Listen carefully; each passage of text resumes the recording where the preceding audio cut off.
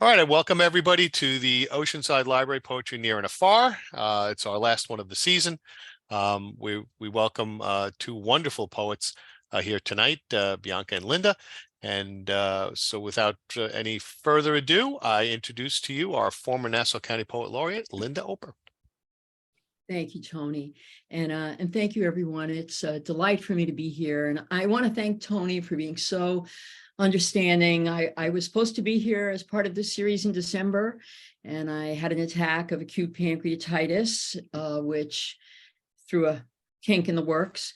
And I'm thrilled to be here today, especially because I have to have another open heart surgery in June. I had one in August 2021, and I have to have another, and it's within a month.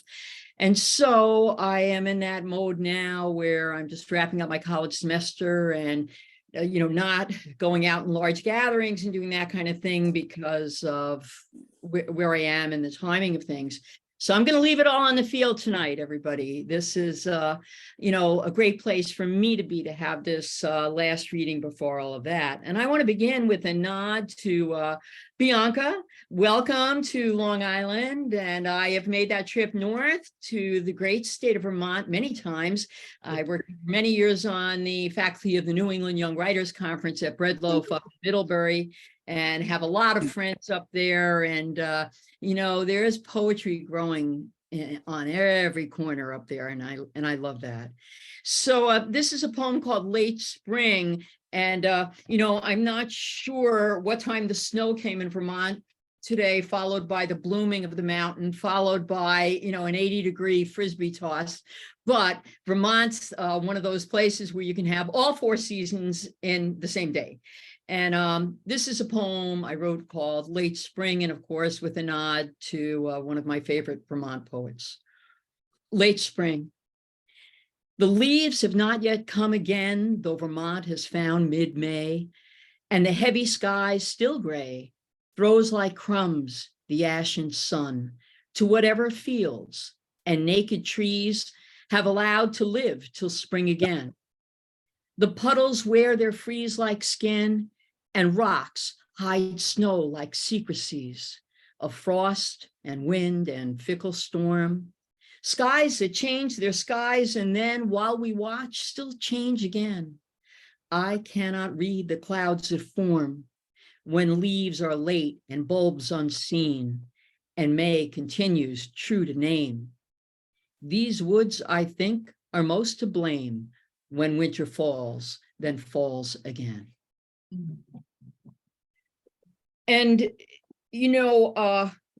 moving on, I thought I would begin today with some poems that are related to family and in particular to Mother's Day. And I'm going to shift terrain for a minute and head south to Louisiana with a poem called The Cajun Mud.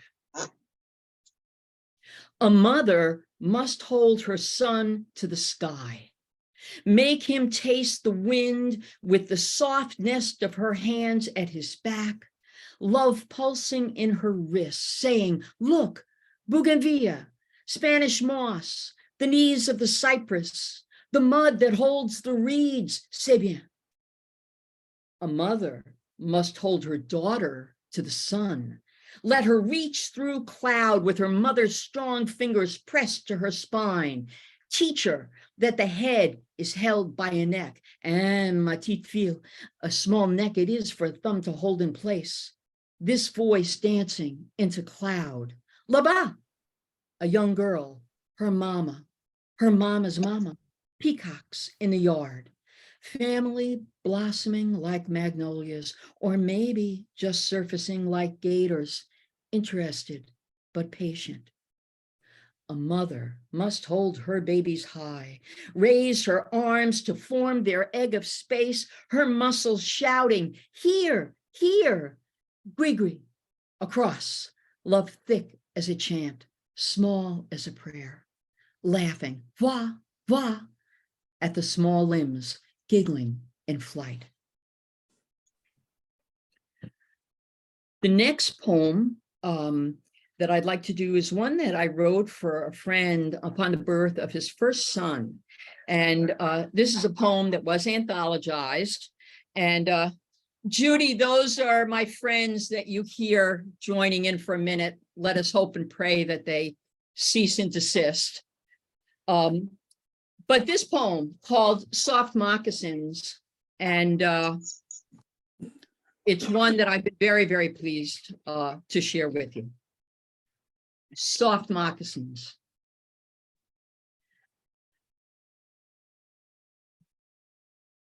I'm hoping that it was just a truck that passed and not the ice cream man.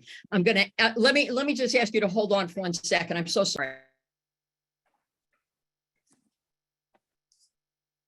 While she steps out, let me remind you, if you do not want to be in the open mic, please put your name in the chat. Otherwise, I will assume that everybody here wants to do a nice poem for us. Remember, it's not a we keep it less than epic length, and your introduction, etc. Remembering that you're part of the open mic, not the feature. If you're doing haiku, certainly could do multiple ones. So it's a little piece that I forgot to mention before. It's it's funny when prior to the lockdown, I think people got really freaked out about things that might have gone a little wrong, or if you were on a business call, like we used to use GoToMeeting, and a kid or a dog or something came in the room, people get all freaked out. Now it's just you roll with it, right? It's all happens. If it's not your dog, it's real life. So much easier to roll with it. I'm so sorry. Believe it or not, he was in a different room, but you know what it is? Any kind of delivery person that comes on the property, as soon as he hears the wheel, he knows the trucks. As soon as he hears them, he just can't help it. So all's well. We're back in business, I think. Excellent. And, soft moccasins. May your baby wear soft moccasins. Let him know the bending of grass, the hardness of stone. Let him feel the leaves there, then gone, and find the seasons walk with him. May his steps take him from the arms of family to the eyes of friends. Let him learn the difference between those who feel his presence and those who listen for his coming. May his steps bring him through the glare of clearings and shadows of thickets until he kneels at the river and drinks from his own hands. Let your son pause to see there, dancing in the currents, a face much like your own, a face soft, yet strong enough to carry.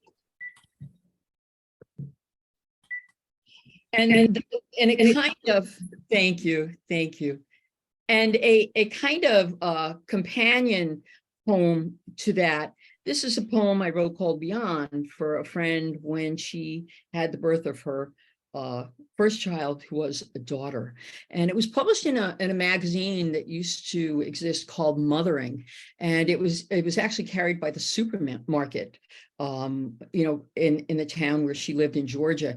And she said that the month that it was published, she couldn't help it. She went to the supermarket every day with her daughter, went up and down the aisle, and kept saying, Meyer, your poem is right there, right there. Beyond. Tonight, your daughter must sleep near an open window. Let her feel the darkness moving her toward day. She will learn to dream and then wake to what she did not see before. Let her wake near an open door. She will discover that something waits beyond and learn to wonder, then wander where she has never been. And she must wander from the strong voice of her father, the strong eyes of her mother, so that she will dream a dream with strong legs that are not afraid of night or the next room. And let this dream take her beyond windows and doors. She will keep her heart open. She will find you everywhere. And, I still find my mother everywhere. And I'm going to turn to just a couple poems about my own family. And this first one called Keepsake. And, so many of us have been through that experience after a parent passes, in which we have to go, through their things. And this is, a poem that reflects on that experience for me. Keepsake. Underneath your slips and long leg girdles, you kept a box from your nylons. Uncovered, it revealed a sheet of wax paper, halved to hold the honey braid of my baby hair. All those years of organization and reorganization watched that box lifted and lowered into that most private of drawers. Mother, who did you think I'd be? Wow. Thank you. Thank you. This next poem is for one that I wrote and reflecting about my father and, the kinds of things that he did for me growing up. Once again, Saturday, the grass cut, shrubs pruned, you'd settle in before the television, and then knowing I'd soon make my way near your chair, you'd say, how about a balance? And at that, I'd climb upon your stockinged feet, my arms like wings raised and ready to navigate. And at the count of 3, you'd press your meaty arms down upon the chair, knuckles white, until your feet left the carpet, and I found myself swimming in laughter and flight, my mother clapping our Saturday night to a close. Now, your 76 years lurch their way from room to room, each day the same as the other. And when you ask if there's anything I need, the house still echoing with the death of your wife, my mother, I want to say, your legs strong, my arms wide, once again, a balance. And thank you. And one last poem reflecting on family, and it's one that I drafted this year. And really, this is an outgrowth of the wonderful Poem in Your Pocket Day, in which Deborah Hauser, who many of you know because she's been at the gazebo so many times, Deborah always sends poems to people for the Poem in a Pocket Day in April, and then through a sharing with her, I ended up drafting this poem. So I thank Deborah for being there through this with me. It's called Without Her on Mother's Day. Whenever I pause at the deep well of whom I could have been, my face finds her face rippling where I cannot follow, and she cannot stay. Still, so much the same. And it's not only a question of turning to family for me, but one of the things I have is a great reverence for the past, and in honoring things that have come before, and in particular, many thoughts and belief systems that have been followed by indigenous peoples in the Americas. And with that, I'd like to share a couple poems with you. The first, called Red Thundercloud. And Red Thundercloud is a poem that was written back in 1996. The New York Times reported that Red Thundercloud had passed, and he was a member of the Catawba Nation, and he was the last living member of that nation who was a link to the language of his people. And we know that every year there are languages that run the risk of becoming extinct. And as poets, we know, of course, the importance of language and culture and thought and the essence of who we are. And so I wrote this poem called Red Thundercloud. Red Thundercloud, where have you taken the Catawba? Now that you have gone, our skies are parched, the clouds barren.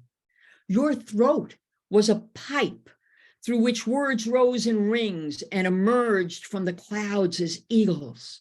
Once again, America falling from their wings into prairies, rivers, woods. And these woods were dark, their paths question marks, snaking past settlements, curling beyond camps to the fire of the Catawba. And these eagles knew those who cross-legged fed this fire, those who ate of the earth and drank of the sky, and they were fierce and they were scarce, and they are gone. Red thundercloud, where have you taken the Catawba? They have crept back down your throat into the dark woods through which we have no path. And the eagles have climbed back beyond cloud to become mist, and the mist has fallen into a dying man's throat. And with it, the land, the Catawba, the tongue, leaving only this poem that has no wings and that will never, ever fly.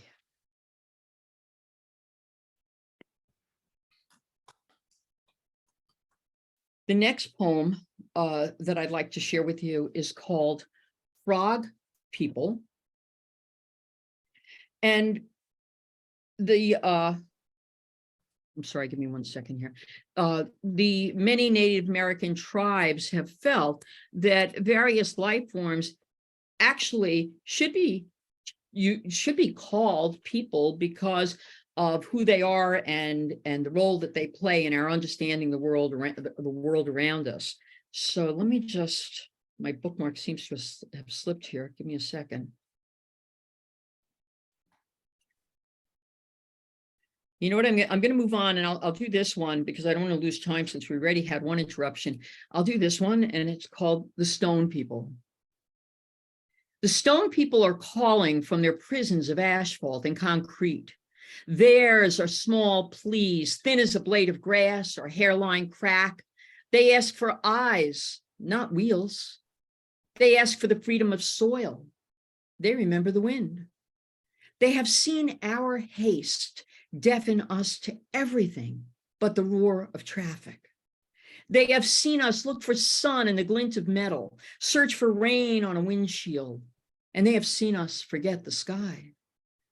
The stone people are calling from their prisons of asphalt and concrete, and they wonder, without earth and sky, where will our wheels take us? The next poem that I would like to do for you is this poem. Well, you know what? I'll do the frog people since I have it right here now. And again, one of the things we know about frogs is that they're regarded as sentinel species. And a sentinel species is a species which often manifests change and development prior to the human species manifesting those same changes and development. So frogs are regarded as a sentinel species for humans. And it's a number of years ago now that people started knowing that there were certain mutations occurring in natural populations of frogs, and those should be of concern to humans as well. And just this morning, I read an article, I think it was in The Guardian online, it may have been the BBC, in a certain area of England, there has been a very big decline of the frog population in an area that is replete with ponds. And so there's a great concern about that there. Frog people. Frog people are not city folk. Theirs is a moist skin, muck full of ponds and thin whispers of reeds. They prefer the country, life on the banks. A clannish bunch, they sing a common song, whether or not we listen, whether or not we hear the story of strange numbers of small green toes, in strange numbers of skins that cannot breathe.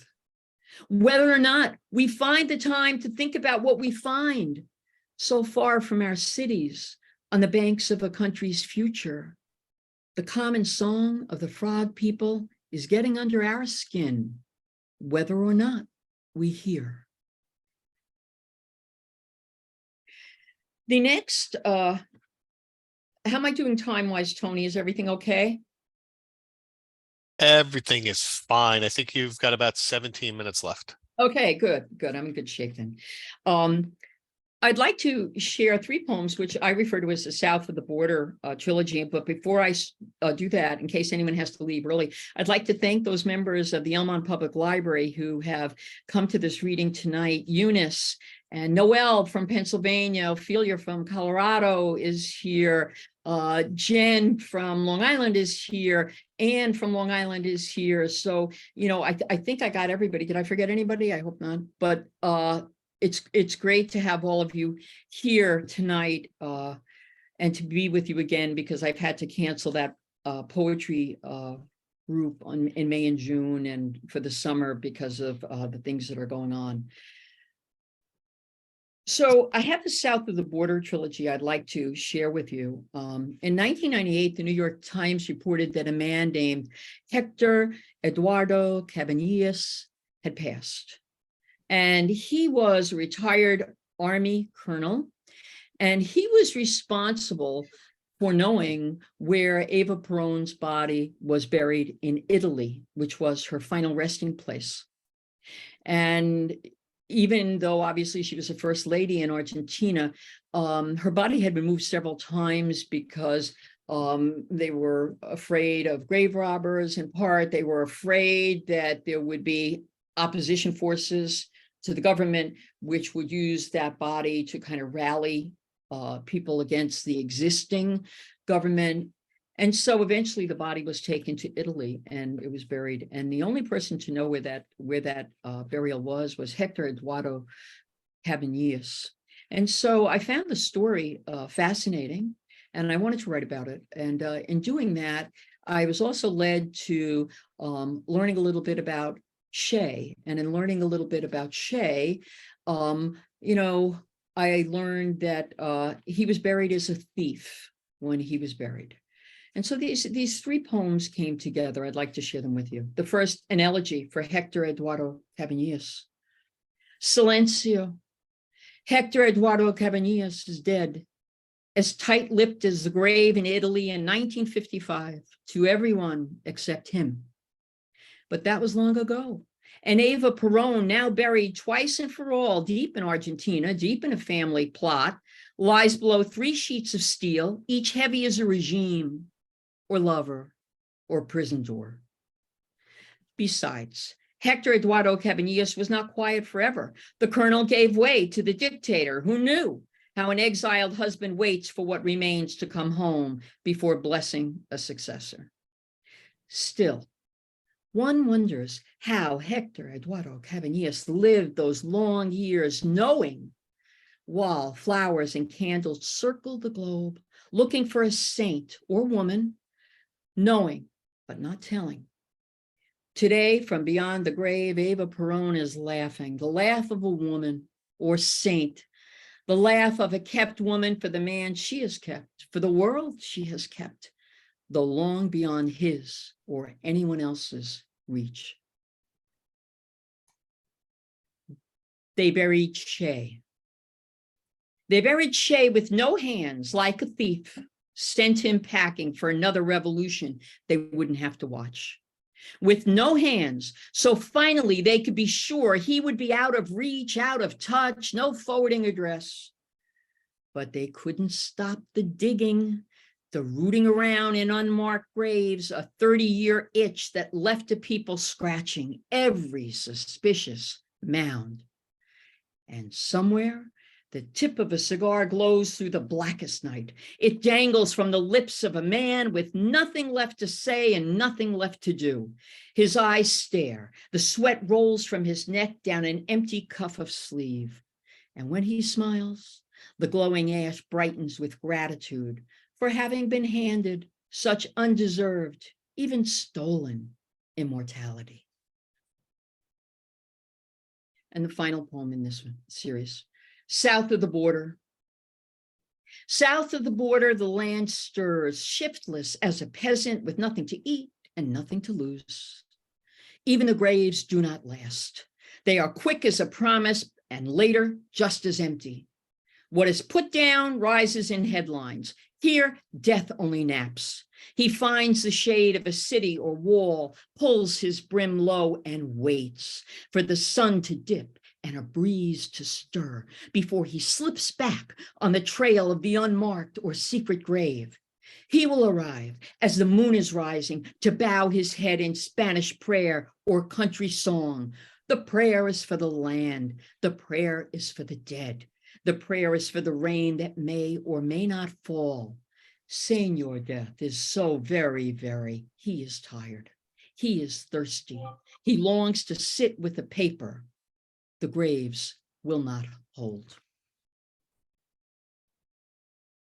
And now to come a tiny bit closer to the history that I grew up with, I'd like to read a poem to you called In Late 1963. And for many people who grew up when I did, the assassination of President Kennedy was a benchmark event in our lives. And it affected me so deeply when it occurred, and it has stayed with me for many, many years. In late 1963, after the president died, street signs were replaced, schools renamed, a space center rededicated. It was all we could do, put the man's name everywhere the man could not be. A child's salute, unreturned. Backward stirrups on a riderless horse. We told ourselves the country would heal. And thank you. One last poem that reflects tangentially on that experience, called Cooking. I was given a great prompt, and I'll share it with you because somebody may want to use this prompt if you haven't already. It was a prompt in a workshop given by Maria Mazziotti-Gillen, great workshop. And she said, go visit the dead and see what they're doing and tell about it. And this is the poem that was born from that experience. Cooking. This morning, the dead are cooking. They have risen to the kitchen where they circle from refrigerator to sink to stove, their weight lurching from one swollen ankle to the next. Eggs are cracking on the side of the mustard yellow bowl, their sun setting in a sea of batter while the Crisco spits from its ready pan. The dead have busy hands, white with flour, thick with work. They are rolling a cutter through dough, lifting the cutouts and threading one end through the middle of each diamond. Like small birds, their words dart above the deep fry of crullers. They are saving for an awning, remembering to buy glass wax for cleaning windows, suspicious of Russians hiding in Cuba. And with that, they begin the airlift of crullers to the safety of powdered sugar. The house of the dead is fragrant with the sweet smell of my mother and her mother cooking, their Romanian mixing into English, then settling into a silent prayer for children whose bellies will be full, a husband who has overtime, a war hero president, so young, so lucky to be alive. All right. Okay. Okay, Linda. Am I done? Well, yeah. If you have one more that you want to do, that's fine. If you want to finish up. I do, Tony. I'll just Sure. finish with this last one. And there's a reason for it. It's called Among Books. And since this is sponsored by the Oceanside Library. All right. Very quickly. Love to have it. No, take it. But that's great. Among Books. Let me die among books that have been read. Spines bent through use, but still able to hold their place in line. I want their pages traveled, margins inked, even a corner bent. Let my books speak of where I've been, not where I'd hoped to go. And should I die with a bookmark still in place, pick up, finish for me, as if this story, our story, were just too good to put down. Thank you so much. Thank you. Thanks so much. Thank you so much, Linda. Thanks. Absolutely wonderful. Thank you. All right. I will remind everybody, if you do not want to be in the open mic, please put your please tell me in the chat. And now, without any further ado, from the northern wilds of Vermont, Bianca, it's all yours. Thank you so much. Can you hear me, Tony? Yep, sure Yeah. can. Yep, you're all good. Fantastic. So hello, everyone. Thank you so much, Tony. And I want to thank also Ann Cohen for inviting me back. Ann is a regular at the open mic that I run, and I'm so happy to be with everyone here at Oceanside. Thank you so much, Linda, for that beautiful reading. One of your poems said that this poem will not fly away, and I think all of your poems flew right and direct to our hearts, and so thank you, Linda, for that. Oh, thank you so much. Thank you, Bianca. So my name is Bianca Amira Zanella, and I use she, her, they pronouns, and I am the paper poet. I get to host poetry open mics with Phoenix Books, where I'm poet in residence, and I also offer poetic medicine workshops. And my whole mission in life and my whole purpose is to decrease hardship by increasing heartship. And so I hope these poems that I'll share with you tonight gives you a dose of poetic medicine, and that we all feel the power of poetry together. So this first poem I'm going to share was just published in the Mountain Troubadour. I literally got this on Saturday. So this one is the freshest, and I always like to start with fresh. So this one is called The Story I'm Telling Myself Is, which is after Brene Brown. Brene Brown, for folks who might not know, is a shame researcher, and one of her strategies to switch up the narrative that you're telling yourself is to just say, the story I'm telling myself is, insert your self-talk. So after Brene Brown, the story I'm telling myself is, no one intervenes. Call me a dead thing, only then will you find no flaws. Steal my voice box, stuff it in a letter like you're spinning wildly in a high slit. How dangerous. Send the lexicon spiraling into satin luxury. Won't you stalk me into silence? Until anthem turns dirge, raise the statue of my mistakes, discarded point shoes and pink ribbon, then grab a mirror, a hammer, and a dream with your teeth. It is you. It is you who refuse the dentist tricks. I'm sorry. I require more mistakes. You're too good to dodge this dress rehearsal of tragedy.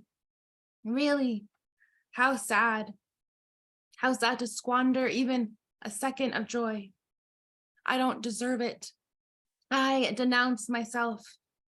You may have the stamp.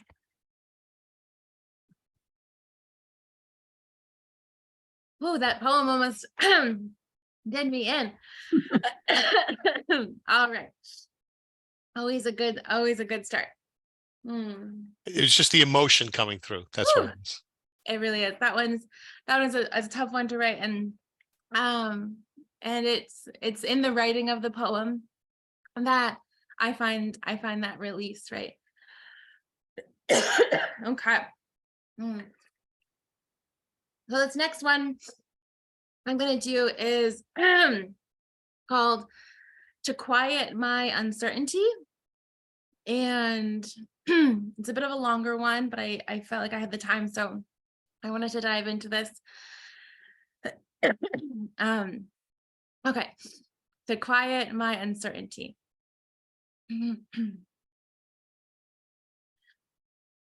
Quick, grab your cape of fireflies from the closet. We must go find more stones. There are so many rocks on the beach. The vultures have finally stopped with their circling nonsense. You mistake them for bald eagles and tell me so.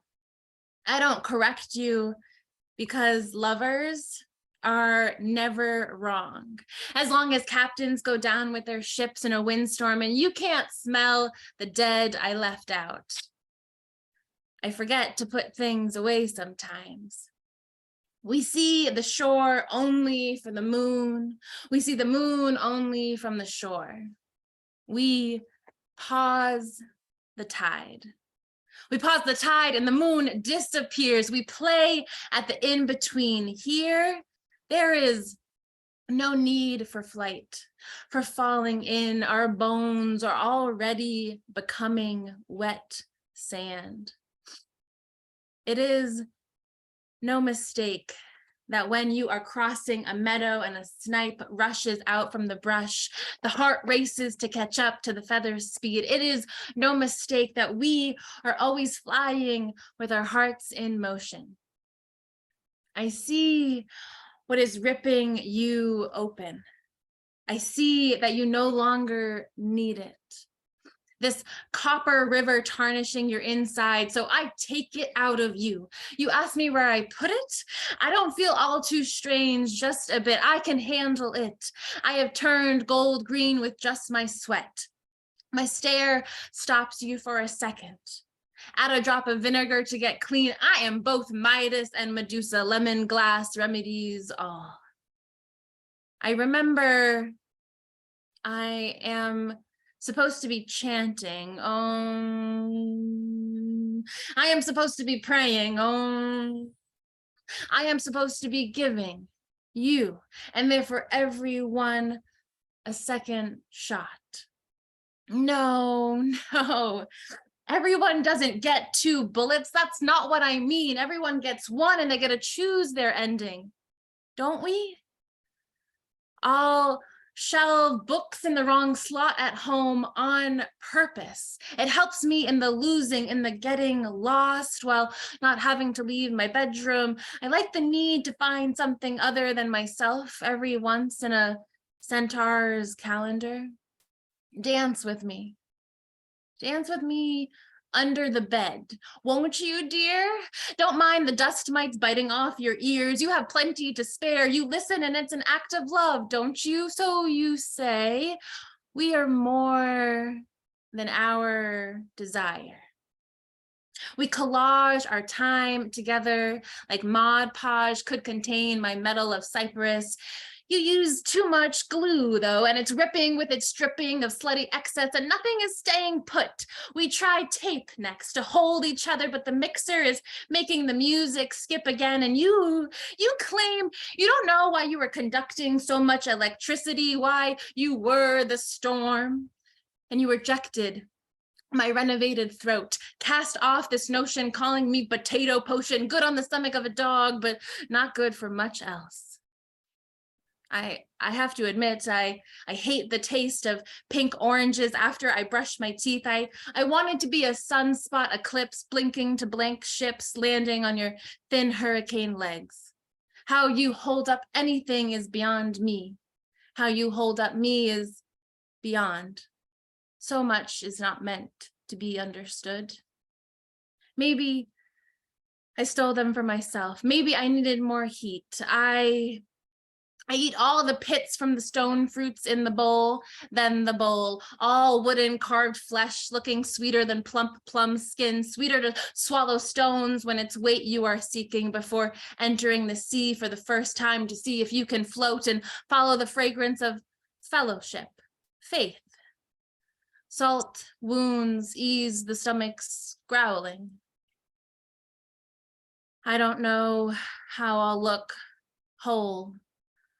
I can only feel the tar in my teeth and the greed in your grin. We are overheating in these concrete well-water towers, dried up with nowhere to go.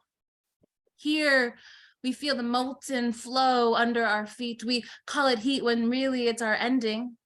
We should be calling for another chapter, an amendment, addendum, something to give us more time. Even just a list of thank yous would suffice to make sure we knew who to blame, because isn't this what this is all about, pointing fingers?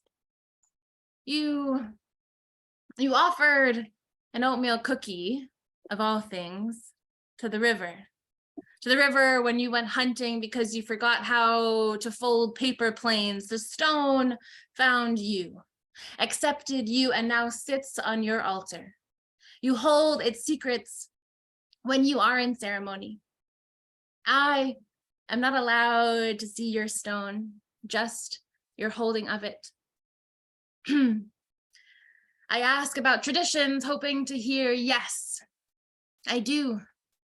I will. You walk along the rock wall every spring, thaw to check for cracks and fallen stones. If I had heard this promise, I would have in turn given you all the stones I had swallowed to build the seawall to protect us from one-way floods. In fact, I'd have given you the knife. I'd have given you the knife to breach my belly, to get all the stones out, to help get me out, to help me float. Thank you.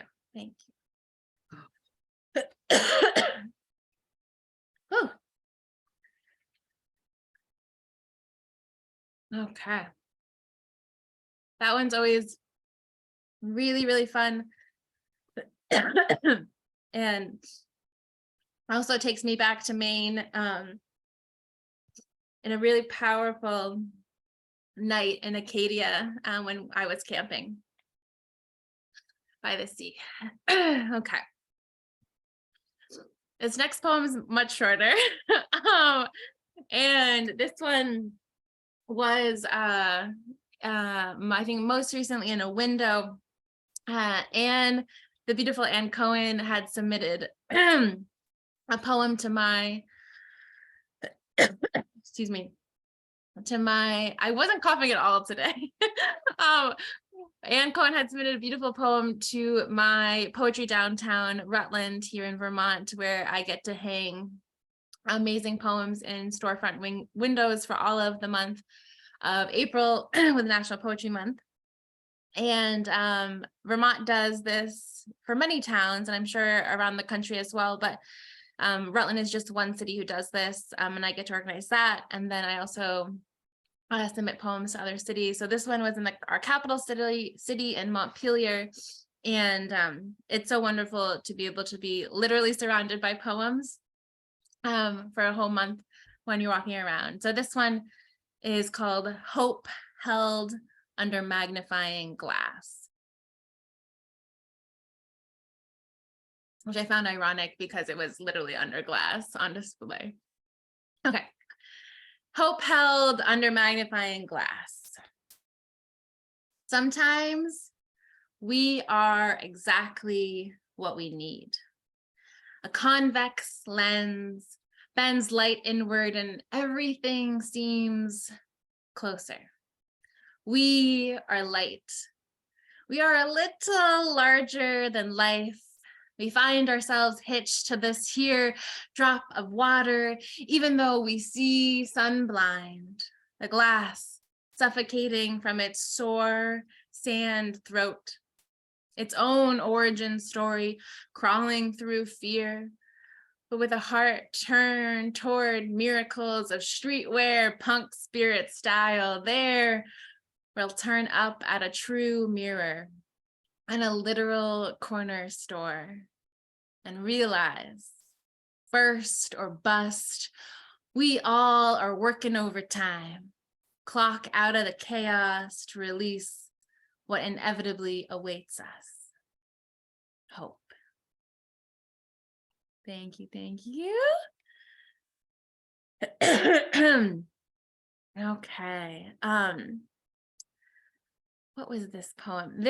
Okay, so for folks that don't know me so much, I do a lot of slam poetry, and my little hat here that I put on the light is poetry, so POE, and then we've got the tree here, and this is from my slam poetry days when I would compete, and all my poems had to be under 3 minutes, and we'd be judged 1 to 10 on a poem, and it was so stressful.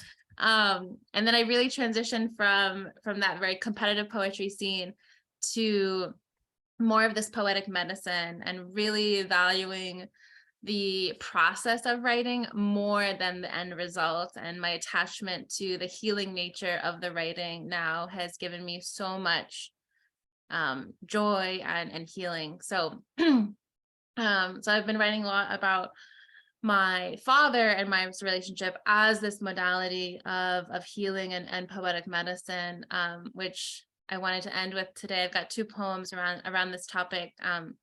After having just visited my grandfather today, who is 91 and is just starting to kind of lose his memory.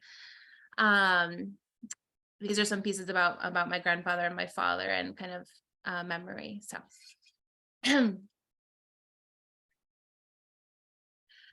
exploring the inexhaustible functity of memory. Oh gosh.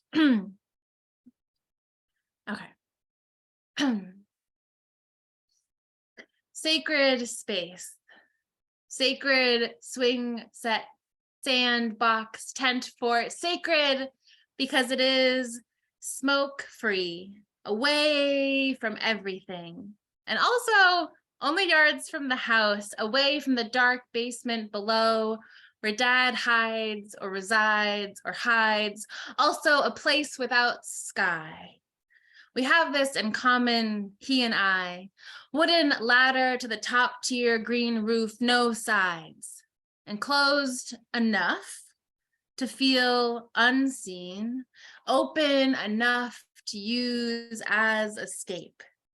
But then there are more than spiders and splinters here in these creases. The wind carries the smoke now, and here you are. Father, in the very fort you built for me, for your daughters 3, you built it to our size, so you knew you'd never fit when we invited you to play.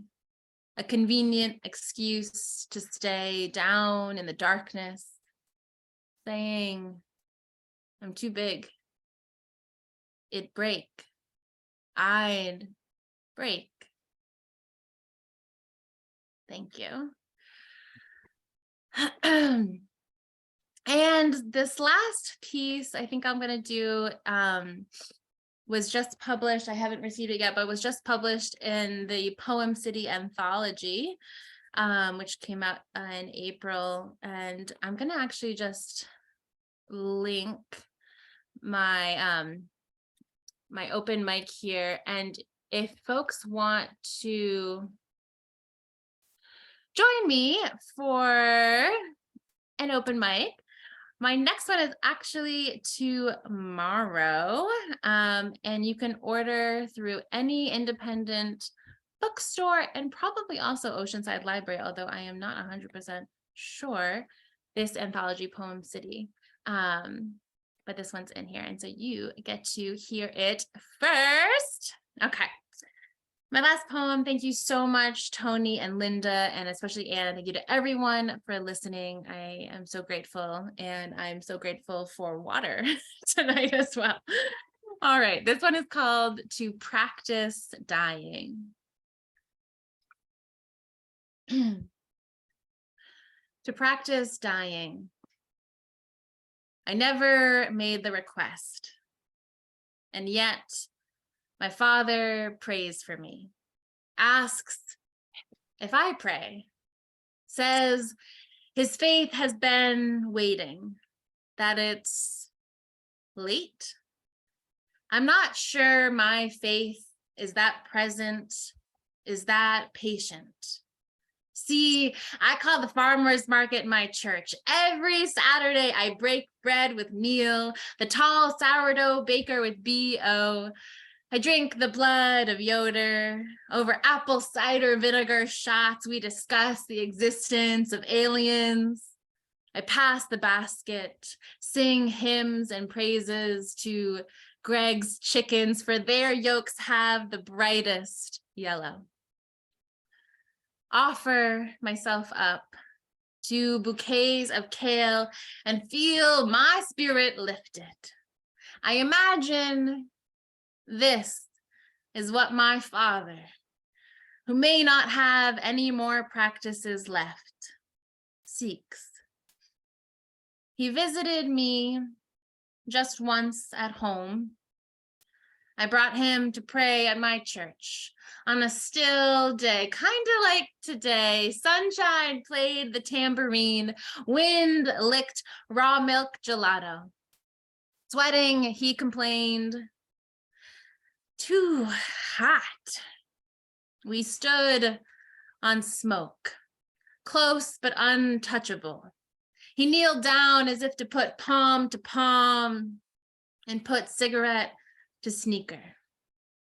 Yesterday, he tells me he is not afraid of death. In the same breath that I am his pride and joy. After all, I am the daughter who doesn't ask of much but sticks around. He wonders if I would understand a letter he has penned but not yet sent. I could question the same, but then I'm reminded that it wasn't until he was in his 40s before he heard, I love you, from his father, my grandfather. He tells me he does trust me, that he will send the letter eventually. But for now, all he has is truth. Thank you. Thank you so much. Thank you. Thank you. Absolutely wonderful. Thank you so much. Everybody can unmute yourselves and give Linda and Bianca a nice big round of applause. Woo-hoo, hooray! There we go. Fabulous. Fabulous. Really wonderful. Thank you so much, both of you. And now we go into the open mic. And as you know, I don't do open mics at the gazebo.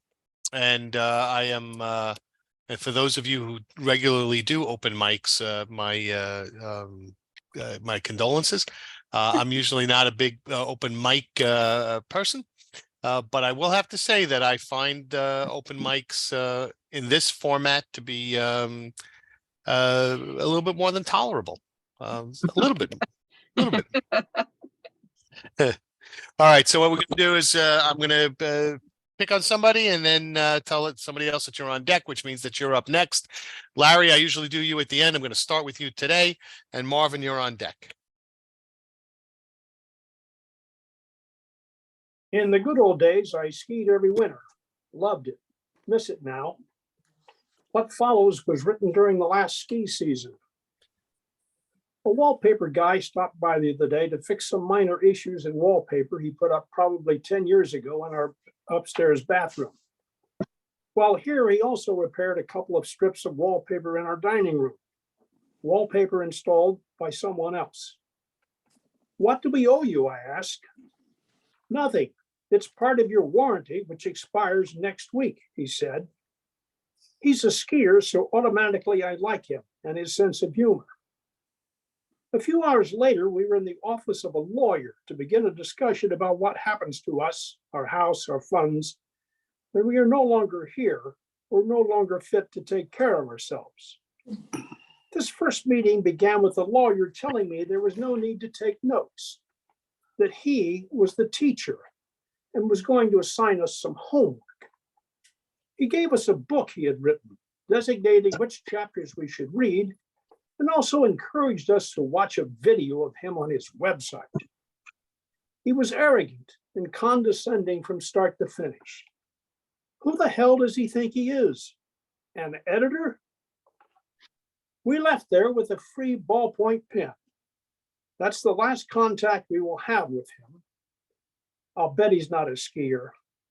If he is, I hope he falls hard on his ass.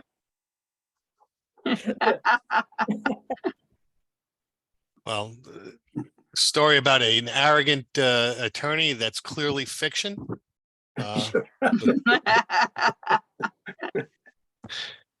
All right.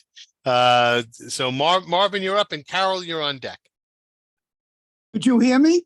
Sure can, Marvin. You're all good. Okay, okay. Linda spoke about relatives, and this was written by my son when he was a freshman in college. So he was about 17 or 18. He apparently just read T.S. Eliot. It's called Ode to Father. T.S. Eliot shook me from my slumber, but I resisted. Let us go then, you and I, when the evening is spread out against the sky, and I am afraid. I dread the soot-covered spectacles on my face, filthy, ugly portholes of past inaction. I wash and scrub, I scratch and scrape in vain, and I am afraid. I used to like to walk beneath the moon and prance and skip amidst its beam. Now gnarled, cloned shadows harass me from the penthouse of the trees. In the room, the women come and go, talking of Michelangelo, and all I think about is father's face. If ever a hero, great or small, has sauntered on this globe, it is he. I wonder how his heart is trapped beneath that smallish frame. He must have 2 or 3 above his lungs, atriums of courage, ventricles of love, arteries and veins unleashing faith and hope in me. We have lingered in the chambers of the sea, and I am afraid. The dementia of the shadows wave over me, covering me in the froth of night. I lie in bed, and hero descends his royal stairs. Onward strongly, father dear. You rise and win the day, back straight, face proud, while on my side I lay. I will catch you, father dear. I shall meet the birds of prey. I must fight and beat my fear, somewhere, some way. T.S. Eliot is not Prince Hamlet, and I more an antique Roman than a Dane. Yet through the jokes and punishment, father stands a true clown prince, foppishly regal, an emperor, a king. But don't let justice cap throw you. He defines the soul of man. Good night, sweet prince, I love you. God watch you all your days. Mine eyes are locked upon you. My mouth is full of praise. Wonderful, Marvin. Thank you so much. All right. So Carol, you're up, and Emily Sue, you're on deck. Okay, the prompt was tell somebody else's story. My dad's father.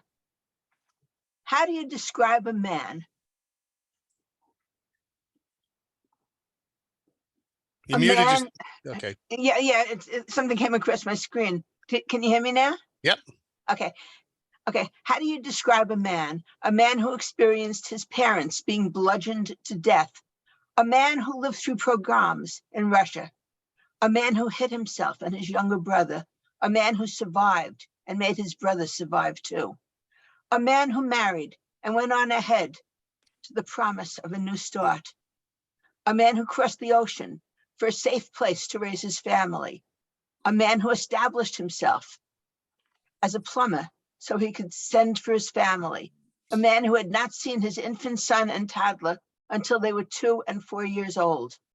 A man who arranged for his family to be smuggled out in burlap bags and finally departing from England. A man who presented as head of a household. A man who I grew up with knowing only as strong and powerful. A man who spoke to adults but did not interact with the children except to give Hanukkah gelt or ask for a summary of our accomplishments. A man who always put work and family first. A man who outlived my father. A man who, with his wife, remained with my widowed aunt and cousin, who he took in when my uncle died at an early age. A man who sat down and told my cousin of his life and his childhood. All of his stories would have gone to his grave had it not been for my cousin. A man who I visited at Long Island Geriatrics and was not permitted by the doctor to inform him that my dad had died. A man who lived to 101 and a half annoyed that my dad could not take the time to visit him, although Mom and I did. Thank you. Thank you very much, Carol. Thank you. Okay, Emily Sue, you're up. Ophelia, you're on deck. Okay, thank you so much, Linda and Bianca. The poem I'm going to read was published in the Pominock Transition Anthology 2022. It was published there as older and smaller, but I now call it In Mother's Image. Muscle tone, padding on bone, wearing thin with time's knock, knock, knocking. I hope not yet on heaven's door. My fingers never used to encircle my wrists this way, I swear. I asked the jeweler to subtract links from my watch band. I was always bigger, clumsier than my mother, who savored chocolate ice cream and pastries without putting on a pound. All I had to do was look at those. Her scant padding wore thin, I recall, in her later years. Size 8s hung from her frame. Pants suddenly too long, jackets too big. I have nothing to wear, nothing fits. I took her shopping. She didn't like the styles, the colors, the cuts. Of course, the entire excursion only fed her rage. I am now down to her size 8, an accomplishment, but not really to my credit. More like time's toll charged against life's shrinking stack of faded dollar bills. Thank you. Okay, thank you very much. All right, Ophelia, you're up, and Margaret, you're on deck. Okay, thank you. The best of friends. Rescue, golden retriever, great perceiver of joy and woe, whimpering when my face grimaces, dancing on hind paws when my rowdy laughter resounds throughout the house. When I'm heartbroken or locked up in a somber zone, he fetches a tennis ball and drops it on my pillow. When I curl up and say, "Not now, boy," he retreats to his hardly used dog bed to guard my sleep and wakefulness. When necessary, becoming the hound from hell to drive away everything that wants to hurt me. Thank you very much, and welcome back. Thank you. Okay, remove spotlight. All right, Margaret, you're up, and Eunice, you're on deck. Thank you, Tony, and thank you, Bianca and Linda, for your readings. I just recently got accepted in a publication called Fly that's going to raise money for monarch butterflies with this poem. Butterfly Wishes. 3 butterflies, 3 wishes I made for you. Color moths, flowers that can fly on gossamer wings. Love's winged messengers. Painted ladies flutter while they listen with their wings, taste with their legs, smell with their antennae. I sense you while we are apart. Pollen is a source of seduction. Flowers open for butterflies. Like flowers, I wait to see you once more. Flamed azaleas give swallowtails their color. Queen and monarch butterflies use milkweed to warn off predators. Butterflies live in constant danger. Hope that you are safe like these winged insects. Until our next encounter. Even at summer's end, I feel you near on the breath of wind soaring with the blowing of butterflies on migration. Thank you so much. Very important topic. Appreciate it, Margaret. All right, Eunice, you're up, and Bruce, you're on deck. I like to do a lot of driving. My daughter lives in Florida. She decided to move to New York to Florida because she and her husband said New York is too expensive. So I do a lot of driving down to Florida. And I like driving as long as I have music and I'm not in a lot of traffic. I wrote a poem. I like to write poems of everyday experiences. So the name of this poem is Drivers. Drivers driving with no sense. How did that person get a license? turning left, signaling last second. Try thinking ahead to beckon. Braking for nothing, a nervous right foot, needing to keep put. Double park, busy thoroughfare, causing traffic backup nightmare. Tailgating, not welcome. Bumper jumper, keep back. Weaving in and out, changing lanes, no signaling. Becoming a pain. Making quick decision, moving over, avoid collision. Speeding cowboy owns the road, waiting, accident forebode. Crazy driver, driving me crazily. Keep off the street, stay home, retreat. Drivers driving me crazy. Thank you. Can absolutely relate to that one. Thank you so much. Okay. Bruce, you're up, and Dee Dee, you're on deck. Thank you, Tony. Thanks, Linda. Thanks, Bianca. Thanks to all of you. I hope to sometimes even meet some of you for the first time at the gazebo over the summer. This piece is called New Arrivals. My psychologist said that the two of you leaving within days of each other, maybe you found each other at a new arrivals orientation. I'm horrified at the idea of the two of you looking down on me, learning how little my public life intersects with my private life. I hope everyone up there has something better to do than focus on me. A reception with Lincoln to talk about the Gettysburg Address, an all-you-can-eat buffet where you don't gain a pound, finish off the evening at an Elvis concert. That's something better to do. Go do that. But if you are paying attention, observing my bad habits, accessing my thoughts, wondering why, if I know that you have all these powers, if you know that I worry about what you think of me, how is it that after an entire year, I have not changed one single behavior? Mother, my psychologist does not understand me. If you two care to hear me, my psychologist does not understand me, or he would not have brought this idea up in the first place. I should be happy at the thought that the two of you met each other, enjoy each other, can eliminate distances I could never close with either of you as badly as I wanted to. Thanks. Thank you, buddy. Thank you so much. All right. Dee Dee, you're up. Vinny, you're on deck. Thank you, Tony. Tony, I want to thank you for this series. What a gift you give us. Thank you so much.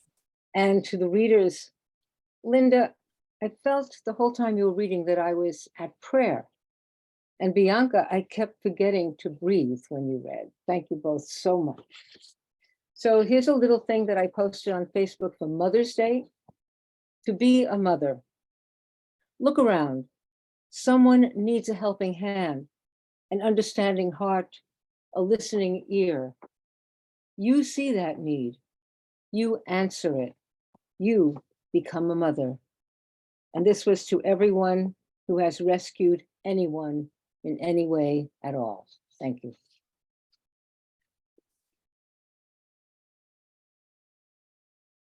Would help if I unmuted myself. It's only been 3 years. Should know the technology by now, right? Okay. Thank you very much is what I said. Okay. Vinny, you're up, and Ro, you're on deck. Okay, thank you, Tony. This is called Download in Process. It's a variation on an English ode. Life is moving at 2400 baud rate, pixelated and choppy, connection suspect and unreliable. The build date on my circuitry, ancient. In reflection, I guess I'm light years from the older models I've replaced, though my face tells a different story. New ones, bolder, faster, sleeker, cheaper. Do I have a place in the scrap meat of your soul? I feel slow, like my struggling PC, overheating, whirling and spinning, beeping and blinking, waiting for commands, data repeating, a series of ones and zeros, always thinking, always processing what I ingest or what you've input. I've one foot in the grave, not up to the stress test. I often freeze, fried, cooked, almost kaput, but we must endure, ready for our overhaul, switch out some parts and upgrade. I'll hang up the phone on the wall and wait for your call, marveling at the miracles we've made. A glow atop the scrap heap, but downloading slow. Thank you. Thank you very much, Vin. All right, Thank you, Tony. moving on. Okay, row is up and Mark, you're on deck. Hi, everyone. Enjoying every minute of the evening, like every time, all the time. And I just wanted to share this with you. This was my Newsday column that appeared on May 7th. And those of you who get Newsday, read it, and thank you very much for that. And actually, this is my 12th column in these last 6 years, so I feel very pleased about that. So now moving on, the poem I'll read is, I don't know if I've read it before, but my apologies if I am repeating it. It's called Notes to My Son's Therapist. I wrote it July 12, 2022. These days, many people have a psychotherapist. Mine used to be my grandmother, whose IQ probably was one of the highest for any time. I'm yet to meet a wiser problem solver or advisor. It used to be when if you went to a therapist, many thought that something was wrong with you. Now, if you don't have a therapist, something must be wrong with you. Not that you don't have a grandmother or uncle or aunt who can fix you up, but they themselves may be on the couch. It used to be that if I felt troubled, I went to one of my close relatives whose words and hugs comforted me, calmed me, consoled me, and I was put back together. Now my grandmother, my anxiety buster, is Mrs. Prozac. My aunt, the depression crusher, is Miss Xanax. Uncle, whose stories lulled me to sleep, Mr. Ambien, all a doctor's pen stroke away, all a doctor's pen stroke away. I'm an actor not just in my play, but also in others, and they in mine, whose actions the therapist needs to know too, to heal one's ills, honestly, his ultimate intention. The cure rarely comes, but during the therapy sessions, most family members have been diagnosed with zero input from them while the client rants on. The patient could be misinterpreting, misunderstanding his fellow actor's words and actions, maybe even given to knee-jerk reactions, none of which can be observed with the observer missing. Aunts and uncles and grandparents are human too, and thus imperfect, and without the credentials of a therapist who possesses in abundance a bag of studied labels for everyone, even for those whom she or he has never met or conversed with. Thank you. Thank you very much, Ro. Appreciate it. Okay. Mark, you're up, and Ancone, you're on deck. Where'd he go? Where'd he go? There he is. Mark, are you there? We got a blank screen. Anne, you ready to go? Okay, we're gonna go with Anne. And Josephine, you're on deck. Okay, since it's Mother's Day, I wanted to read this one that I wrote for my mother a long time ago. This is called Handcrafted Love. For some, words suffice for affirmation, but homemade love was Mom's vocation. Stitch by stitch with basted seams, handcrafted love lives on in dreams. Curtains billowing in breeze, linens trimmed and hemmed with ease, needlepoint and tapestry, shelves edged with lace filigree. Spinning wheel and weaving loom, embroidered pillows dress up a room, afghans, playettes, scarves, and socks, knitting needles keep time with clocks. Sweaters, mittens, hats, and gloves, cozy shawls as soft as doves. Mended holes vanish without a trace. Crocheted doilies fill blank space.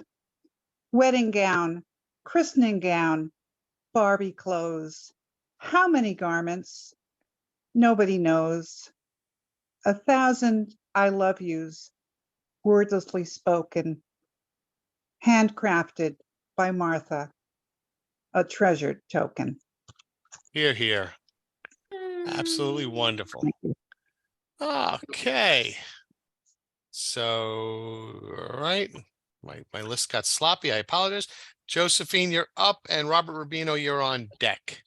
Thank you. It's wonderful to be here. Thank you for the features and the open micers. And I'd like to acknowledge that I live on lands that were traditionally inhabited and traversed for tens of thousands of years, crazy number, by a number of different indigenous peoples, including Piikani, Tsuut'ina, Nakota, Kainai, and Siksika. And I'd like to thank them and their antecedents and their descendants for having brought poetry language to this land. Margaret has inspired me to read a butterfly poem, and I include the word for butterfly in a few languages. So farfalla is the title, that's butterfly in Italian. Papillon is French. Mariposa is Spanish. Farfalla. While I was watching, a white butterfly flew in to the kitchen through sliding glass doors. Petite papillon, beguiled perhaps by spider plants sprouting babies on satellitic stems, shade-seeking Tanzanian violets, dappled exuberance of Himalayan orchid perched upon tall stem. Had this farfalla heard whispers of fabled lands, or dreaming in her silken sheep cocoon? She hesitated a moment, Madame Butterfly, made wary perhaps by the waft of roasting meat. Or did she simply recall the coral-colored lupins blooming in the yard, carmine poppies, periwinkle, plush peonies deep in consultation, trembling in the breeze? For she decided to forgo her foray into the unknown, this Mariposa lady, to trade in her passport and flit back out the door for a sip of local nectar. Thank you. Thank you very much. You're welcome. Okay. Robert Rubino, you're up, and my list got all screwed up. Let me see who hasn't read yet. Okay, Robert, you're up, and JR, you're on deck. Thank you, Tony, and thank you, Linda and Bianca, for wonderful feature readings. King for a day. The checkers pieces get reset yet again. It's only a friendly game after all, right? Right. As if we ever played any game not wanting to annihilate the other. He calmly assumes an air of dignity while hunched in a wheelchair, his chin looking like it's attached to his plaid shirt's buttoned top button, his oversized diaper bulging over coffee-stained red sweatpants, his wrinkle-rutted face splotched with dried blood, the result of a nursing home aide's shave, his breath a labor of longing, watery eyes searching for land, his World War II combat brothers all gone, one just last week, now he's the last, his Josie, wife of 62 years, dead 3 months. The family expects him to follow any day now. The family will be wrong by 5 years. He makes yet another unruly triple jump, using whatever pieces, moving in whatever direction he damn well pleases, this time adding a flourishing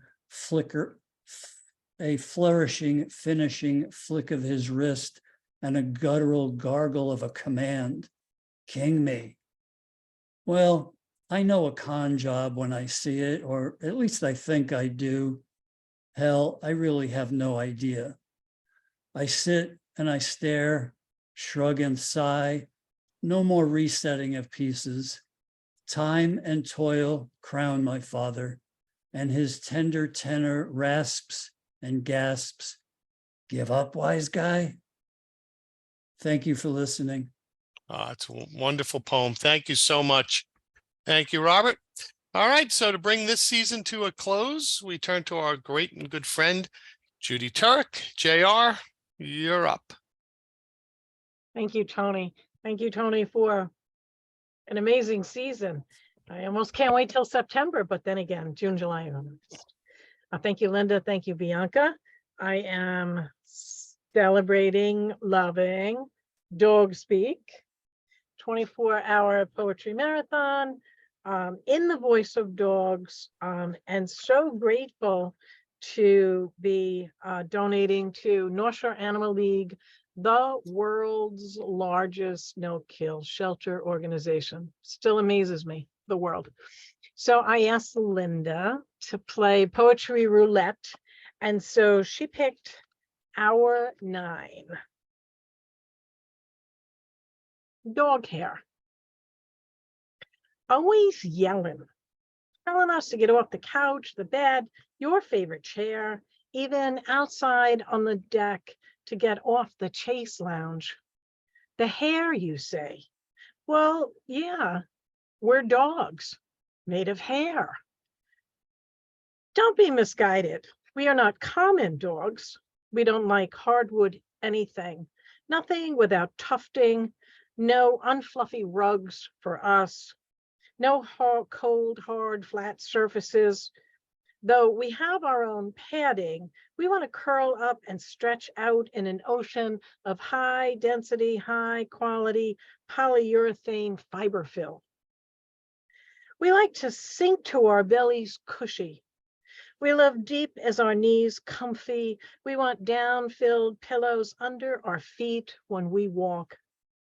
We want to roll over and over in a field of cotton clover, a couch of springy soft foam, recliners covered in silk damask, stuffed with the wool from 1,000 newly shorn sheep, and expect us to leave some dog hair behind to remind you we were there.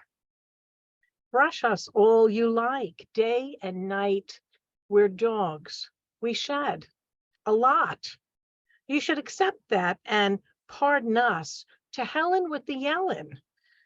We want to nap in the lap of luxury. We want to sleep in doggy sweet dreams on the overstuffed sofa and not have you chase us off. It's only right. We are not common dogs. It's where we belong. After all, that's why they call it furniture. Thank you. Oh, wonderful. Thank you all so much. This has been a great series. I love running it. It's, it was begat in the depths of the lockdown. We were meeting, 3 times a week, and just certainly enjoy this very much. Want to thank Linda so much, and we look forward to having you back by the end of August. And Bianca, if you're ever on Long Island in the summer, every Monday night in June, July, and August, we have Poets at the Green, and you're always welcome. I can always add a 5th reader, and that's not a problem. But no open mics. We don't do open mics at the gazebo. So on behalf of the Oceanside Library, I want to thank you all very much for lending us your talents each of these Monday nights. And for those of you who I'll be seeing this summer, that's wonderful. And for those of you who not, I hope I see you again in September. So thank you, everybody. Have a wonderful evening. Thank you. Happy gazebo days.